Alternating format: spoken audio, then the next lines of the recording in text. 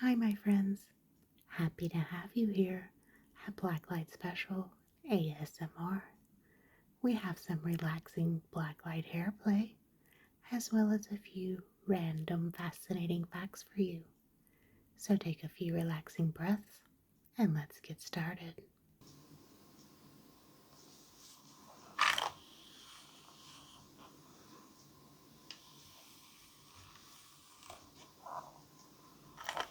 Guess what? Japan released sushi inspired Kit Kats. Yep, Kit Kat released images in 2017 of its wild new sushi sets, and I couldn't decide whether to be relieved or upset about the fact that they were only available for a limited time. Inspired by an April Fool's Day joke, Kit Kat has long been famed for venturing into the unusual territory in Japan. Wasabi, lemon vinegar, and sake are among the 300 varieties of Kit Kat bars to go on sale there since the early 2000s. Some versions have managed to find fans in overseas markets, with green tea flavored Kit Kats now available in shops worldwide. But this was the first time the brand has ever released a set inspired by sushi. Reps from Kit Kat owner Nestle say it was all started with a 2016 April Fool's Day social media post featuring a mock advertisement for sushi Kit Kats. The response was so strong, they decided to go ahead and create a few for real. The bars came in three flavors, which fortunately didn't taste anything like the varieties of sushi they're modeled to look like, unless you count the seaweed. The Ginza location unleashed candy bars inspired by tuna, sea urchin, and egg sushi. While the concept may sound unappetizing to some, Nestle Japan said it was using more traditional candy flavors to simply recreate the look of sushi, not its taste. The tuna Kit Kat, for example, uses white chocolate for the rice and a raspberry flavored candy bar to represent the fish. The uni, or sea urchin, pieces substitute the seaweed roll with Hokkaido melon flavor and is topped with chocolate infused with mascarpone cream cheese, the same kind that is used in tiramisu. Finally, the egg sushi tastes like pumpkin pudding, and the company promises its flavor will be as gentle as tamagoyaki, rolled omelet. As with all chocolatory stores, they offer a huge range of Kit Kat items, many of which are beautiful gift packaging.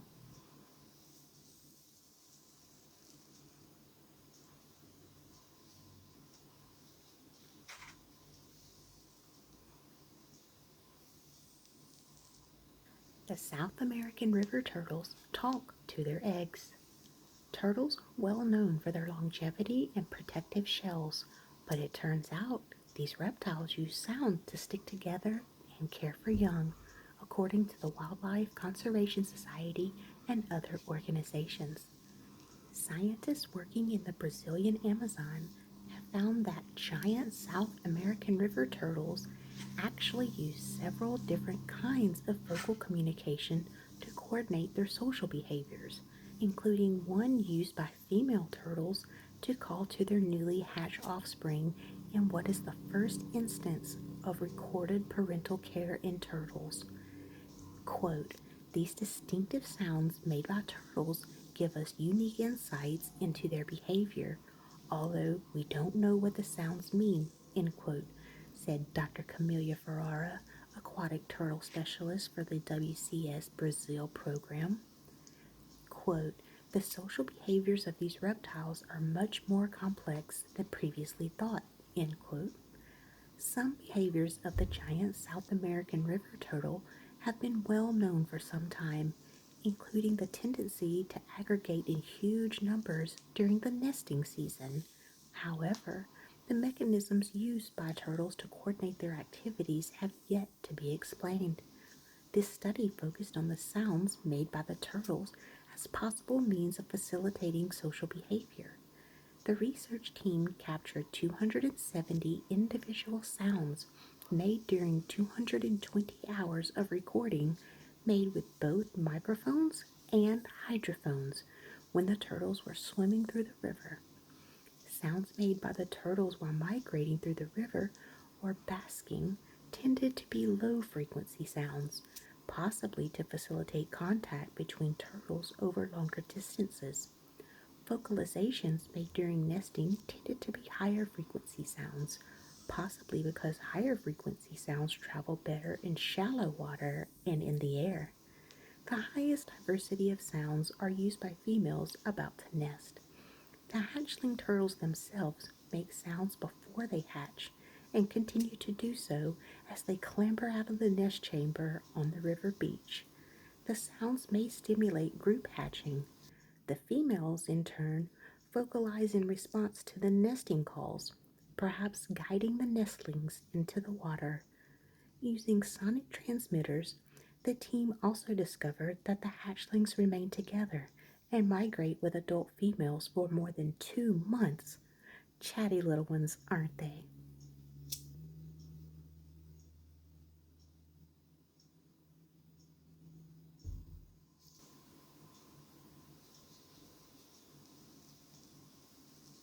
Who helped feed the WW2 troops? Well, Uncle Ben, of course. Uncle Ben's rice was airdropped to World War II troops. A subsidiary of Mars Inc., Uncle Ben's Inc., is one of the world's leading marketers of rice. It boasts an estimated one-fourth of the United States market for dry rice and ranks number one in Great Britain and France. The company produces a broad variety of rice products, including boil and bag, instant, microwavable, and wild rices, as well as cooking sauces, couscous, and fried rice mixes. Uncle Ben's products can be found in over 100 countries worldwide. The company has production facilities in Australia, Germany, Great Britain, the Netherlands, and Belgium, as well as its Texas headquarters plant. The origins of Uncle Ben's can be traced to the 1930s, when British food chemist Eric Husenlob embarked on the development of a process to increase the nutritional value of white rice. At that time, modern milling methods removed rice kernels' nutrient bearing husk and outer skins, resulting in a pleasingly pearly white but nutritionally empty carbohydrate. After a decade of research, Huizenloop came up with a way to seal in rice naturally occurring vitamins and minerals.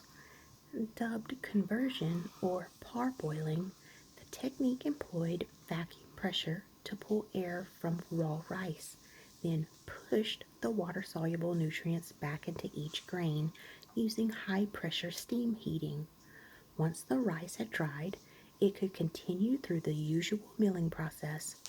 Not only did the technique, for which Huizenloop obtained international patents, seal in nutrients, it also extended shelf life 2 years, made the grain impervious to weevils, and reduced cooking time. Huizenloop knew he had developed a food manufacturing process that had the potential to positively revolutionize the diets of millions of people around the world. He intended to establish mills in India, then a colony of Great Britain, and other nations where rice was a dietary staple, but was prevented from doing so by the advent of World War II. Hoping to establish some kind of foothold in the rice industry, Huizenloop turned to the United States. Though per capita rice consumption was comparatively puny, Americans ate 98% less rice per year than Indians. The U.S. was the world's biggest consumer market and offered immense potential for growth. In 1942, Huizenloop pitched his process to several major millers, but to no avail. Only one person showed any interest in rice conversion: Houston food broker Gordon Harwell. Having made his own attempts at converting rice, Harwell was certain of the process's efficacy. He convinced a reluctant Huizenloop to join him in a partnership known as Converted Rice Inc., Exhausting his personal savings, Harwell salvaged a boiler and a pressure tank from a junkyard, rented space in a warehouse, and started producing rice to feed the U.S. Armed Forces. By the end of 1944, the company had two mills and was processing about 200 tons of rice each day. One high ranking Army officer considered the new rice one of the war's most important breakthroughs.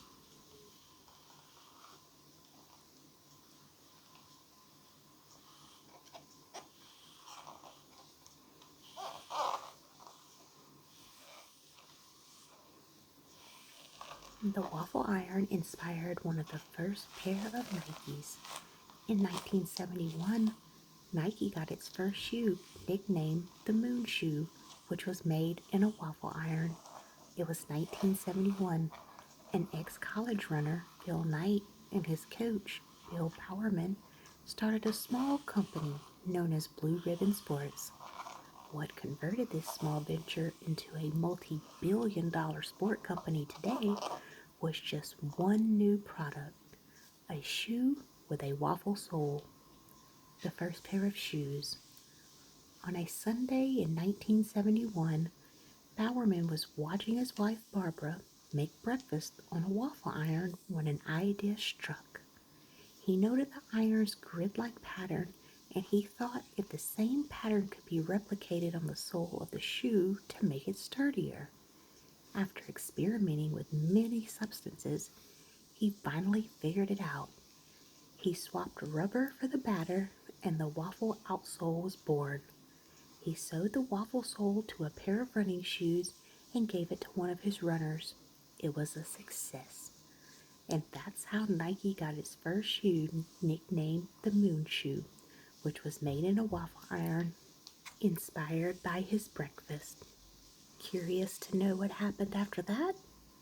Well, then Nike launched its first shoe in 1972. The company was renamed Nike Inc. in 1978 after the Greek winged goddess of victory. In 1985, it launched its first pair of Air Jordans in the market after collaborating with Michael Jordan, the undisputed basketball star at that time, to counter the market leader, Adidas. This collaboration was insanely successful, and Nike became a popular trend in the market. A new edition of the Nike shoe dropped every year of Jordan's playing career. The company maintained its celebrity design collaborations as part of its business strategy.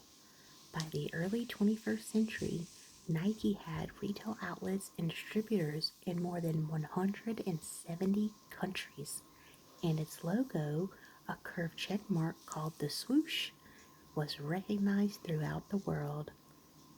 Nike Factfolio 1. Nike's slogan, Just Do It, which is now recognized all over the world, was inspired by American criminal Gary Gilmore's last words. The serial killer said, "Let's do it," before he was executed. 2. Phil Knight wanted to change the name of the company to Dimension 6, but in the end, Nike was chosen. Number 3. Tinker Hatfield, shoe designer for Nike, created the Bat Boot for the first Batman movie. And additionally, the hoverboarding shoes worn by Hollywood actor Michael J. Fox in Back to the Future Part 2 were designed by Nike. Many of the names of Nike's products have been taken from sports teams. For example, Columbia Blue is named after the Columbia Lions, a team that has a blue logo.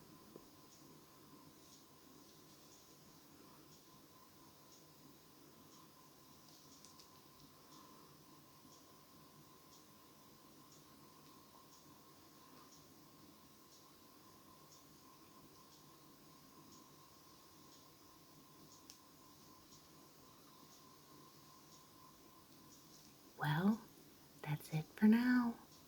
I hope you enjoyed the hair play and the fun, fascinating facts. If so, tap that like and subscribe button. And until next time, live your best life. See you soon.